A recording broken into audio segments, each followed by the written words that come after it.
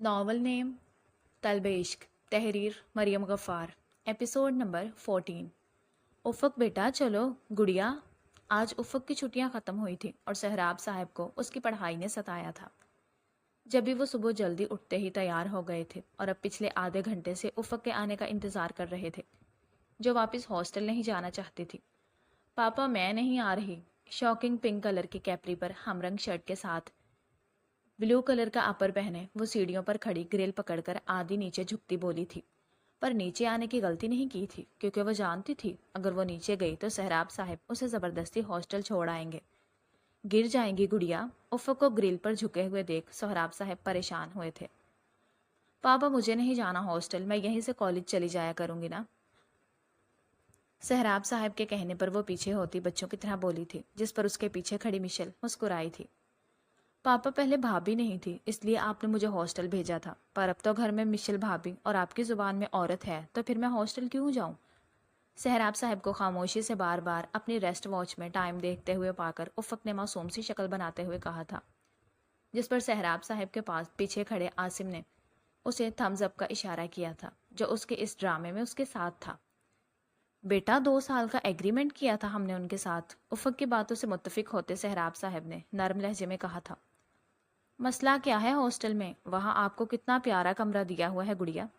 عادل نے افق کے انکار کی وجہ جاننی چاہی تھی۔ وہ مجھے دوستوں کے ساتھ جانے نہیں دیتے، فلم دیکھنے نہیں دیتے اور وہ مجھے آئس کریم بھی کھانے کے لیے جانے نہیں دیتے، مجھے نہیں جانا وہاں۔ عادل کے پوچھنے پر وہ بچوں کی طرح پیر پٹکتی ہوئی بولی تھی، جس پر عاصم مسکرایا تھا۔ لو مجھے لگا کوئی سیریس مسئلہ ہوگا۔ افق کی شکایت پر عادل مسکرا کر کہتا عاطف کو دیکھ کر گویا ہوا تھا، جس پر وہ مسکرا کر اپنی ڈرامے باز بہن کو دیکھنے لگا تھا۔ اوفو کیا یار، چلی جاؤ، مجھے تو کبھی ہاسٹل نہیں بھیجا پاپا نے، ورنہ میں تو ناشتہ ہو جاتا۔ کیا ہے بھائی؟ افق کو اپنی بات سے نہ ہٹتے ہوئے دیکھ وہاج نے بیچ میں آتے اپنی دلی خواہش کا بتاتے افسردگی سے کہا تھا، جس پر عادل نے مسکراتے ہوئے اس کے سر پر چت لگائی تھی۔ وہاج کو بچپن سے ہی ہاسٹل میں دوستوں کے ساتھ رہنے اور کمبائنڈ اسٹڈی کا شوق رہا تھا، جو سہراب صاحب نے پورا نہیں ہونے دیا تھا۔ وہ تو افق کو بھی کبھی ہاسٹل نہ بھیجتے، مگر ایک بچی کے 100 مسائل سوچتے سہراب صاحب نے اسے لڑکیوں کے بیچ میں چھوڑنے کا فیصلہ کیا تھا، مگر وہ کبھی بھی افق سے دستبردار نہیں ہوئے تھے۔ افق کے ہاسٹل میں رہنے کے باوجود سہراب صاحب کو اس کے جاگنے، سونے، اٹھنے بیٹھنے کی خبر دی جاتی تھی، اور ان کی خاص خبری تھی ہاسٹل کی وارڈن جمیلہ خالہ، جو افق کو سہراب صاحب کے کہنے کی وجہ سے ہی کہیں جانے نہیں دیتی تھی۔ افق گڑیا، آپ ابھی چلی جائیں، پھر میں ہاسٹل والوں سے بات کر کے آپ کو واپس لے آؤں گا۔ سہراب صاحب کے کندھے پر ہاتھ رکھتے عادل نے انہیں آنکھوں میں اشارہ کرتے کہا تھا۔ اس بات کا انہیں اچھے سے اندازہ تھا کہ چھٹیاں ختم ہوتے ہی افق نے ہاسٹل جانے سے منع ہی کرنا ہے، پر وہ اس بات کو جب سوچنے کا کہتے بھول گئے تھے، اور اب افق کی ضد پر عادل نے اسے اپنے باتوں میں لینے کی کوشش کی تھی۔ عادل بھائی، آپ وعدہ کریں آپ سچ میں مجھے واپس گھر لے کر آئیں گے؟ عادل کی بات پر افق کو اپنی بات کے مانے جانے کی تھوڑی سی امید نظر آئی تھی، جس پر وہ مسکرا کر پوچھتی عادل کو دیکھ رہی تھی۔ ہاں ہاں سچ میں، وعدہ، میں اپنی بہن کو واپس لے آؤں گا۔ ایک نظر سہراب صاحب کو دیکھتے عادل نے ڈرتے ہوئے وعدہ کیا تھا کہ کہیں سہراب صاحب کے ہاتھ کے نیچے کھڑے ہونے کا آج اسے پتہ ہی نہ چل جائے۔ تبھی وہ جلدی سے کہتا آگے بڑھا تھا، جس پر جب سے خاموش کھڑے سہراب صاحب مسکرائے تھے، پر اس وقت اپنے مسکراہٹ چھپاتے سہراب صاحب ان کی جانب سے رخ موڑ گئے تھے۔ گڑیا بچہ آ جاؤ، ہمیں آفس بھی جانا ہے نا۔ گڑیا کو پیار سے پکارتے عاطف نے آفس کو ہوتی دیر کی وجہ سے اسے جلدی آنے کا کہا تھا، جس پر وہ اداس سی شکل بناتے فقط گردن ہلا گئی تھی۔ بھابھی آپ مجھے بلا لینا۔ کیسے بلاؤں گی میں؟ مشل کے گلے لگتی افق نے نم لہجے میں اسے کہا تھا، جس پر مشل نے سوچتے ہوئے کہا تھا، آپ طبیعت کا بہانہ کر کے مجھے بلا لینا۔ مشل کے سوچنے پر وہ خود ہی اسے بہانہ بتاتی مشل کو مسکرانے پر مجبور کر گئی تھی۔ اپنا بہت خیال رکھنا، میں ملنے آؤں گی۔ افق کی معصوم سی شکل دیکھ کر مشل کی بھی آنکھیں نم ہوئی تھی۔ عادل بھائی، میں آپ کے کہنے پر جا رہی ہوں کہ آپ مجھے واپس لینے آئیں گے۔ میں نے اپنی بہن سے وعدہ کیا ہے جو پورا کروں گا۔ مرے مرے قدموں سے سیڑھیاں اترتی افق سامنے کھڑے عادل کے گلے لگتی اداسی سے بولی تھی، جس پر عادل نے اپنی چھوٹی سی بہن کے سر پر پیار کرتے اسے جلدی واپس لے آنے کا پکا وعدہ کیا تھا۔ مجھے بہت یاد آئے گی افو، پھر پاپا کو منا لیں وہاج بھائی، جلدی۔ افق کو گلے لگاتے وہاج کی آنکھیں نم ہوئی تھی، تبھی ہی وہ اسے پیار کرتا بولا تھا، جس پر وہ آس بھری نظروں سے اسے دیکھتی بولی تھی، جس پر وہ اسے آنکھوں میں اشارہ کرتے گویا ہوا تھا۔ بھائی، سارا پلان فیل ہو گیا۔ کوئی بات نہیں، عادل نے کیا کہا ہے، بس وہ یاد رکھیں اور یقین رکھیں زیادہ سے زیادہ 2 دن لگیں گے اور آپ واپس آ جائیں گی۔ عاطف اور عاصم سے ملتی افق نے انہیں دیکھتے ہوئے کہا تھا، جس پر اس کی آنکھوں میں پانی پھسل کر نکلتا، اس کے گال بھی گھو گیا تھا اور افق کا یہ ایک آنسو اس کے بھائیوں کو ضد دلا گیا تھا۔ پاپا میں بات کر لیتا ہوں، کیا ضرورت ہے، بچی جب جانا نہیں چاہتی تو۔ افق کا چہرہ صاف کرتے عاصم نے حتمی لہجے میں کہتے ہوئے سہراب صاحب کو حیران کر گیا تھا۔ اگر یہ ممکن ہوتا تو کیا میں نہیں کر سکتا تھا؟ نیکسٹ ویک سے پیپر سٹارٹ ہیں افق کے، اس کے لیے ہی بھیج رہا ہوں، ورنہ نہ بھیجتا۔ تو ہم تیاری کروا دیں گے پاپا، میں ذمہ داری لیتا ہوں افق کے ایگزامز کی۔ عاصم کی بات پر سہراب صاحب سخت لہجے میں گویا ہوئے تھے، جس پر آگے آتے عاطف نے خود اسے پڑھانے کی ذمہ داری لی تھی۔ اس بارے میں پھر بات کروں گا، آج میری ہاسٹل انچارج سے اس ہی معاملے میں ملاقات ہے، چلیں افق بیٹا۔ عاطف کی بات پر سر ہلاتے سہراب صاحب نے اسے بتاتے افق کو چلنے کا کہتے اپنے سینے سے لگا گئے تھے۔ عاطف، سہراب صاحب کی نم آنکھیں دیکھتی مشل نے عاطف کے پاس آتے اسے آہستہ سے پکارا تھا۔ آپ زیادہ پریشان نہیں ہوں، میں نے پاپا کو بات کرتے سنا ہے کہ وہ افق کو وہاں چھوڑنے نہیں جا رہے، کچھ پیپر وغیرہ ہیں جو سائن کروانے ہیں، جس کی وجہ سے وہ اسے اپنے ساتھ لے کر جا رہے ہیں۔ عاطف کو افق کے لیے پریشان ہوتے دیکھ مشل نے اسے وہاب صاحب کی کچھ دیر پہلے ہاسٹل کے انچارج سے ہوئی بات بتاتے اسے پریشان نہ ہونے کا کہہ رہی تھی، جس پر عاطف نے پرسوچ انداز میں گردن ہلائی تھی۔ خدا حافظ، سب اپنا خیال رکھیے گا۔ سہراب صاحب کے سینے پر سر رکھے وہ اداسی سے مسکراتی، سب کو اپنا خیال رکھنے کا کہتی سہراب صاحب کے ساتھ جانے کے لیے مڑی تھی۔ شاویز، کیا ہوا، ارحم سو گیا؟ ارحم کو سلا کر آتی ایمن نے خاموشی سے آسمان کو دیکھتے شاویز کے پیچھے آتے اس کے کندھے پر ہاتھ رکھتے پکارا تھا، جس پر وہ اس کی طرف دیکھتا لہجے میں محبت سموئے گویا ہوا تھا۔ یہ تو مجھے آپ سے پوچھنا ہے کیا ہوا ہے؟ شاویز کا ارحم کے بارے میں پوچھنے پر وہ گردن ہلا کر کہتی فکر مندی سے گویا ہوئی تھی۔ جب سے اسے یہ پتہ چلا تھا کہ ارحم نے آج پہلا لفظ کہا تھا، اور لفظ بھی وہ جو نہ تو اس کے سامنے کبھی کسی نے کہا، نہ ہی تو اسے کہنے کو کہا گیا تھا۔ ایمن، مجھے پتا ہے، زندگی کی تلخیوں کا مجھے پتا ہے، زندگی کے دکھوں کی داستان کا مجھے پتا ہے، لوگوں کی مطلب پرستی کا مجھے پتا ہے، ان لوگوں کی بے قدری اور لا تعلقی جن پر سب قربان کر دیا جاتا ہے، اور پھر کس طرح سب رشتے اور احساسات ختم ہو جاتے ہیں، کس طرح حسرتوں کا خون ہوتا ہے، آنکھوں کے سامنے خواب ٹوٹتے ہیں اور زبانیں خاموش ہو جاتی ہیں۔ لوگ کہتے ہیں یہی سے تو زندگی کی ابتدا ہے، لیکن مجھے ایسا کیوں لگتا ہے کہ وہیں پر زندگیاں ختم ہو جاتی ہیں؟ میری آنکھوں میں ذرا غور سے دیکھ اور بتا، ان سے بڑھ کر ہے کسی دشت میں ویرانی کیا؟ میری مٹی میں الگ شے ہے کوئی کوزاگر، وقت تجسیم میری خاک نہیں چھانی کیا؟ ایمن کے دونوں ہاتھ اپنے ہاتھوں میں لیتا شاویز آنکھوں میں ویرانی لیے ہوئے تھا، اور اس کی یہ ویرانی ایمل پچھلے 17 سال سے دیکھ رہی تھی۔ لاکھ کامیابی اس کا مقدر بنی، ایمن نے بھی بہت کوشش کی اسے خوش رکھنے کی، پر ایک خلا جو کبھی بھر نہیں سکا تھا۔ شاویز کی ایک کمی جو کبھی بھی پوری نہیں ہوئی تھی، ایک باپ کی، ایک دوست کی کمی اسے ہمیشہ کھلتی آئی تھی۔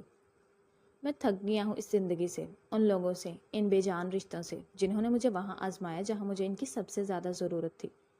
میرے مان، بھروسے اور امید کو یوں توڑا ہے جیسے میں کوئی بے جان شے تھا۔ پتہ ہے وہ سب جو گزر گیا وہ اب بھی کتنی تکلیف دیتا ہے، ایسا لگتا ہے زندگی کو موت آ گئی ہو، مگر پھر بھی سانسیں چل رہی ہیں۔ ایمن کی پیشانی سے پیشانی ٹکاتا شاویز رویا تھا کہ اس کی آنکھوں سے گرتے آنسو ایمن کا چہرہ بھی بھگا گئے تھے، جس پر وہ ضبط کھوتی اپنے مہربان شوہر کا چہرہ اپنے دونوں ہاتھوں میں بھرتی خود بھی روئی تھی، جو آج پہلی بار اس کے سامنے ٹوٹا تھا۔ شاویز پلیز نہیں روئیں۔ شاویز کے آنسو صاف کرتی ایمن نے اسے چپ کروانے کی کوشش کی تھی، پر شاویز نے تو شاید آج چپ نہ ہونے کی قسم کھائی تھی۔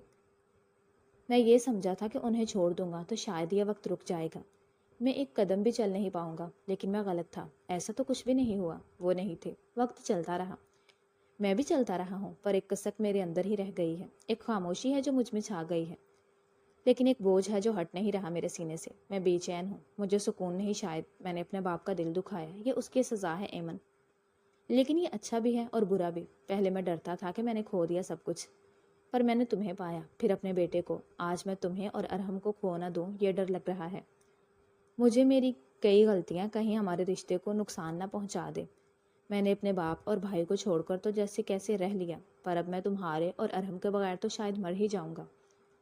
ایمن کے دونوں ہاتھ چومتے ہوئے شاویز نے اپنا ڈر کھل کر اس پر عیاں کیا تھا۔ وہ ڈر جو اسے کافی وقت سے تھا، پر اب تو جیسے اسے یہ ڈر پورا ہونے کی دلیل مل گئی تھی، جس کی وجہ سے وہ آج ایمن پر پچھلے 17 سال سے اپنے دل و دماغ میں چلتی ہوئی جنگ اور اپنے کہے لفظوں پر ہوئی پشیمانی وہ آج اپنے ہمسفر کو بتا رہا تھا۔ شاویز، آپ ایک بار انکل سے مل لیں، شاید آپ کو اچھا لگے۔ شاویز کی تکلیف برداشت نہ کر پاتی ایمن نے اسے وہاب صاحب سے ملنے کا کہا تھا، جو وہ اسے کئی بار کہہ چکی تھی، پر شاویز ہر بار اسے کسی نہ کسی بات میں الجھتا ٹال دیتا تھا۔ میں ملنا چاہتا ہوں، پر مجھے اپنے کہے الفاظ پر ان سے ملنے کی بات کرنے کا حوصلہ نہیں کرنے دیتے۔ ایمن کی بات پر وہ اپنا آنسوؤں سے تر چہرہ صاف کرتا شرمندگی سے گویا ہوا تھا۔ اور ویسے بھی وہ نہیں ملیں گے، منہ موڑ لیں گے مجھے دیکھ کر۔ آسمان کی طرف نظر اٹھاتے شاویز نے دل میں آیا ڈر بتایا تھا۔ ایک بار کوشش کر کے تو دیکھیں، شاید وہ آپ کا بڑھایا ہوا ہاتھ تھام لے۔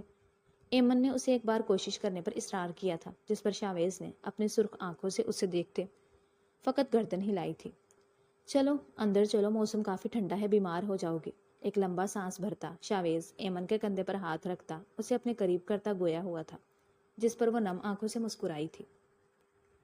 جھیلیں کیا ہے اس کی آنکھیں، عمدہ کیا ہے اس کا چہرہ، خوشبو کیا ہے اس کی سانسیں، خوشیاں کیا ہے اس کا ہونا، تو غم کیا ہے اس سے جدائی، ساون کیا ہے اس کا رونا، سردی کیا ہے اس کی اداسی، گرمی کیا ہے اس کا غصہ، بہاریں کیا ہیں اس کا ہنسنا، میٹھا کیا ہے اس کی باتیں، کڑوا کیا ہے میری باتیں، پڑھنا کیا ہے میری غزلیں، سننا کیا ہے اس کا پڑھنا، لب کی خواہش اس کا ماتھا، زخم کی خواہش اس کا چھونا، دنیا کیا ہے ایک جنگل ہے، تم کیا ہو پیڑ سمجھ لو، سوچا کیا ہے اس سے محبت، کرتے کیا ہو اس سے محبت، مطلب پیشہ اس سے محبت، اس کے علاوہ اس سے محبت، اس سے محبت۔ سہراب صاحب اسے ہاسٹل لے کر آئے تو یہ کہہ کر تھے وہ اسے چھوڑنے آئے ہیں، پر وہ اسے باہر ویٹنگ روم میں بٹھا کر خود ہاسٹل انچارج سے ملنے کے لیے گئے تھے۔ جب سہراب صاحب کا انتظار کرتی افق کا موبائل بپ ہوا تھا۔ موبائل سکرین پر وجدان کے نام سے آیا میسج دیکھ کر وہ مسکرائی تھی۔ غزل کا ہر ایک لفظ اس کے دل پر اثر انداز ہو رہا تھا۔ جیسے جیسے وہ پڑھ رہی تھی اس کے لبوں کی مسکراہٹ گہری ہو رہی تھی، جو آتی لڑکیاں غور سے دیکھ رہی تھی۔ ابھی وہ کوئی رپلائی کرتی کہ وجدان کی کال آنے لگی تھی، جس پر اپنے ارد گرد دیکھتی افق نے جلدی سے کال ریسیو کی تھی۔ زہ نصیب، آج تو دوسری بیل پر ہی کال ریسیو ہو گئی مجھ ناچیز کی۔ لہجے میں شوخی سموئے وہ خالی پیپر پر پین چلاتا گویا ہوا تھا۔ ویسے کیسی لگی غزل، یا پھر یہ کہہ لو میرے دل کا حال کیسا لگا؟ پیپر پر گول رنگ بناتے ہوئے وجدان نے محبت پاش لہجے میں کہا تھا۔ جی، بس جی، اور کچھ نہیں کہو گی؟ وجدان کے شوق لہجے سے شرماتی ہوئی افق نے آہستہ سے کہا تھا، جس پر وہ پین ٹیبل پر رکھتا ریوالونگ چیئر سے ٹیک لگاتا نہایت نرم لہجے میں بولا تھا، جس پر افق خاموش ہوئی تھی۔ کیا ہوا، کوئی ہے کیا پاس؟ افق کی خاموشی کو سمجھتے وجدان نے سیدھے ہوتے ہوئے کہا تھا۔ کہاں ہو تم، کیا ہم مل سکتے ہیں؟ افق کے کوئی جواب نہ دینے پر وجدان نے آہستگی سے پوچھا تھا۔ جانتا تو وہ پہلے ہی سا تھا کہ افق اس وقت کہاں اور کس کے ساتھ موجود تھی۔ افق کی پل پل کی خبر رکھتے وجدان کو جب یہ پتا چلا کہ سہراب چوہان افق کو ہاسٹل چھوڑنے جا رہے ہیں، جب ہی وہ اپنے کیبن میں آتا افق کا نمبر ڈائل کر گیا تھا۔ میں ہاسٹل آئی ہوں، کسی کو بھی آس پاس نہ دیکھ، افق نے مختصر کہا تھا، جس پر وجدان نے پرسوچ انداز میں گردن ہلائی تھی۔ اور تم مجھے اداس لگ رہی ہو، کیوں؟ افق کے لہجے میں افسردگی محسوس کرتے وجدان نے فکر سے پوچھا تھا۔ ہاں، کیونکہ میں یہاں نہیں آنا چاہتی تھی۔ وجدان کے پوچھنے پر افق نے اداسی سے اسے بتایا تھا۔ تو اس کا مطلب ہم نہیں مل سکتے؟ جی۔ افق کی بات سن کر وہ واپس اپنے مطلب کی بات پر آیا تھا، جس پر افق نے حیرانگی سے کہا تھا، اور وجدان مسکرایا تھا۔ پر میں ملنا چاہتا ہوں تم سے افق، وہ لہجے میں محبت سموئے ہوئے کہہ رہا تھا، جبکہ وجدان کی بات پر افق کو وہ پچھلی ملاقات یاد آئی تھی، جب وہ اپنے کہنے کے مطابق گھر آ گیا تھا۔ آپ ہاسٹل آئیں گے؟ وجدان کی باتوں پر وہ ناسمجھی سے کہتی بولی تھی۔ آ جاؤں؟ نہیں نہیں، افق کی معصومیت پر وہ شریر سا مسکراتے ہوئے گویا ہوا تھا، جس پر افق نے نفی میں گردن ہلاتے اسے روکا تھا۔ افق، ایک بات پوچھوں؟ جی پوچھیں۔ 10 منٹ سے ہوتی مسلسل گفتگو سے وجدان نے افق سے مدعے کی بات پر آنے کی اجازت مانگی تھی، جس پر وہ اسے اجازت دیتی اپنے ہاتھوں کی الجھی ہوئی لکیروں کو دیکھ رہی تھی۔ کیا تم بھی مجھ سے محبت کرتی ہو؟ پیپر پر ہارٹ شیپ سلاخیں بناتا ہوا گھمبیر لہجے میں گویا ہوا تھا، جس پر افق کو چپ لگی تھی۔ بتاؤ افق، میں انتظار کر رہا ہوں۔ افق کی خاموشی وجدان کے جسم میں ہلچل مچا رہی تھی۔ مجھے تو لگا تھا تم بہت بریو ہو، اپنے دل کی بات کہنے میں ذرا دیر نہیں لگاؤ گی۔ افق کے جواب نہ دینے پر اور چپ سادھ لینے پر وجدان نے اسے اکسایا تھا۔ ہاں بریو تو میں ہوں، وجدان کی بات پر افق نے مضبوط لہجے میں کہا تھا، جبکہ وجدان افق کا خود کو بریو کہنے پر تمسخرانہ مسکرایا تھا۔ کسی سے کوئی تعلق نہیں ہے تیرے سوا، میں آج کل تیری الفت کے اعتکاف میں ہوں۔ بتاؤ کیا تم بھی وہی محسوس کرتی ہو جو میں کرتا ہوں تمہارے لیے؟ جذبات سے بوجھل لہجے میں کہتا وہ افق کے دل کی دھڑکنیں بے ترتیب کر گیا تھا۔ ہاں کیا؟ ہاں میں بھی آپ سے محبت کرتی ہوں وجدان، شرم و حیا سے اٹکتے ہوئے لہجے میں کہتی افق وجدان کو زندگی بخش گئی تھی، جو افق کے انکار کے ڈر سے دل ہی دل میں خود کو سمجھا رہا تھا۔ پر اب افق کے ہاں کہنے پر وہ خوشی سے پین پھینکنے کے انداز میں ٹیبل پر رکھتا زندگی سے بھرپور مسکرایا تھا۔ میں نے کبھی محبت نہیں کی، کسی پر یقین نہیں کیا، پر میں آپ پر یقین کرنے لگی ہوں۔ یہ جذبہ مجھے آپ پر یقین کر کے ملا ہے اور میں یہ یقین کھونا نہیں چاہتی کبھی بھی۔ وجدان کی خاموشی نے اسے بولنے کی ہمت دی تھی، جس پر وہ اپنی دلی کیفیت اور اپنا یقین اس پر پکا کرتی بولی تھی، آئی لو یو۔ افق کی باتوں نے اس کے دل پر اثر کیا تھا۔ وہ بھی تو ایک ایسے ہی ہم سفر کی تلاش میں تھا جو صرف اس کا ہو، کسی اور کا نہ ہو۔ لہجے میں محبت کو پا لینے کی خوشی لیے بولا تھا، پر اچانک اپنے بنائے گئے ہارٹ شیپ سلاخوں میں بندی لڑکی کو دیکھ کر اس کے لب سکڑے تھے اور کچھ وقت پہلے آئی خوشی کہیں گم ہو گئی تھی۔ پاپا آ رہے ہیں وجدان، میں پھر بات کرتی ہوں۔ سہراب صاحب کو آتے دیکھ افق نے وجدان کو پھر بات کرنے کا کہتے بغیر جواب کا انتظار کیے کال ڈسکنیکٹ کی تھی۔ یہ کیا کر رہا ہے تو وجدان؟ وہ تو بہت معصوم ہے، میں کیسے اس کا دل توڑ سکتا ہوں؟ جیسے اس کے باپ نے تمہاری ماں کا توڑا تھا، بالکل ویسے ہی توڑنا ہے تمہیں بھی اس کی بیٹی کو۔ وجی، اسے بھی بالکل ویسے ہی تڑپانا ہے جیسے اس نے تمہاری ماں کو تڑپایا ہے۔ تم میرے بیٹے ہو نا، تمہیں یہ کرنا ہوگا ہر حال میں۔ افق سے بات کرتے وجدان کو اپنے عمل پر شرمندگی ہوئی تھی، یہ سوچ کر کہ وہ کیسے ایک معصوم کا دل توڑ سکتا تھا جس نے کبھی کسی چڑیا کو تکلیف نہ پہنچائی تھی۔ وہ کیسے ایک جیتی جاگتی خوبصورت چڑیا کو برباد کر سکتا تھا؟ ابھی وہ اپنی ہی سوچوں سے لڑ رہا تھا کہ اسے آئمہ بیگم کے کہے الفاظ یاد آئے تھے جو وہ اسے 11 سال کی عمر سے آئمہ بیگم اس کے کانوں میں کسی سور کی طرح پھونکتی آئی تھی۔ نہیں وجدان، وہ معصوم ہے۔ وہ معصوم نہیں ہے، بنتی ہے۔ بس اپنے دل و دماغ کی جنگ سے لڑتے ہوئے وجدان کا سر درد سے پھٹنے کو ہوا تھا، جس پر وہ اپنی ٹیبل پر موجود ساری چیزیں زمین بوس کرتا چلایا تھا۔ سر آپ ٹھیک ہیں؟ وجدان کے کیبن سے شور کی آواز سنتے ورکرز نے وجدان کے کیبن کی طرف دیکھا تھا، پر کوئی بھی ان کے کیبن تک نہیں آیا تھا۔ تبھی ان سب کے بیچ سے نکلتا سجاد، وجدان کا پی اے، بھاگ کر آتا پریشانی سے گویا ہوا تھا۔ ہاں کیا ہوا ہے وجدان، تم ٹھیک ہو؟ ابھی وہ سجاد کو کوئی جواب دیتا جب وہ حاج پریشانی میں اندر آیا تھا اور سامنے فرش پر پڑا سامان دیکھ کر وہ وجدان کی سرخ آنکھیں دیکھ کر پوچھ گیا تھا۔ ہاں میری طبیعت ٹھیک نہیں ہے، سرخ آنکھوں میں ہوتی جلن سے وہ آنکھیں بند کرتا بولا تھا، جس پر وہاج کو اس کی حالت دیکھ کر پریشانی ہوئی تھی۔ آپ گھر چلے جائیں، باقی میں اور عادل بھائی دیکھ لیں گے۔ وجدان کی طبیعت بگڑتے دیکھ وہاج نے اسے آسان سا حل بتایا تھا، جس پر وہ مثبت میں گردن ہلاتا اپنا سامان اٹھاتا ہوا بغیر وہاج کو دیکھنے کی غلطی کیے نکلا تھا۔ اس وقت وجدان خود سے بھی نظر نہیں ملا پا رہا تھا۔ وہاج تو پھر افق کا بھائی تھا، وہ افق جسے اس نے اپنی ماں کا بدلہ لینے کے لیے چنا تھا، اور اب وہ اپنے مقصد کی پہلی کامیابی پانے کے بعد وہ اس کی معصومیت سے ڈر رہا تھا، جو اس سے سچی محبت کا اظہار کر گئی تھی بغیر مقابل کی اصلیت جانے۔ کیا ہوا وہاج؟ وجدان کو جاتے دیکھ عاصم نے وہاج کے پاس آتے پوچھا تھا۔ طبیعت ٹھیک نہیں تھی وجدان کی، گھر گیا ہے۔ وجدان کے بارے میں سوچتے وہاج نے مختصر سا جواب دیا تھا۔ وہ تو ٹھیک ہے، پر ہوا کیا تھا آفس میں؟ میں میٹنگ روم میں تھا تو پتہ نہیں چلا، پر جب باہر آیا تو سنا سب سے۔ وہاج کے کھوئے کھوئے انداز پر ماتھا پیٹتے عاصم نے اس کا کندھا ہلاتے ہوئے پوچھا تھا۔ یہ تو میں سوچ رہا ہوں، ہوا کیا تھا؟ عاصم کو دیکھتے وہاج نے کندھے اچکاتے ہوئے کہا تھا۔ تم رہنے دو سجاد، وہاج کے سر پر چت لگاتا عاصم وجدان کے پیے کو آواز لگاتا اس کی طرف بڑھا تھا۔ سر کی طبیعت ٹھیک نہیں تھی، شاید انہیں چکر آ گیا تھا۔ عاصم کے بلانے پر ہی سجاد سمجھ گیا تھا وہ جس بارے میں بات کرے گا، تبھی وہ اس کے کچھ بھی پوچھنے سے پہلے جواب دیتا گردن ہلا گیا تھا۔ پھر تم نے اسے اکیلے کیوں بھیجا؟ سجاد کی چکر آنے والی بات پر عاصم کو وجدان کا اکیلے جانا مناسب نہیں لگا تھا۔ تم یہ صاف کرواؤ، میں دیکھتا ہوں۔ سجاد کو خاموشی سے گردن جھکائے دیکھ عاصم اسے وجدان کے کیبن کی صفائی کروانے کا کہتا مڑا تھا۔ جاری ہے۔ ڈیئر ریڈرز اینڈ لسنرز، کیسی لگی آپ کو آج کی ایپیسوڈ؟ کمنٹس میں ضرور بتائیے گا۔ ایپیسوڈ اچھی لگی ہو تو ویڈیو کو لائک کر دیں، دوستوں کے ساتھ شیئر کر دیں اور چینل کو سبسکرائب کر دیں تاکہ آنے والی ہر نئی ایپیسوڈ آپ تک پہنچتی رہے۔ کل ملتے ہیں ایک نئی ایپیسوڈ کے ساتھ، تب تک کے لیے اپنا خیال رکھیے گا۔ اللہ حافظ۔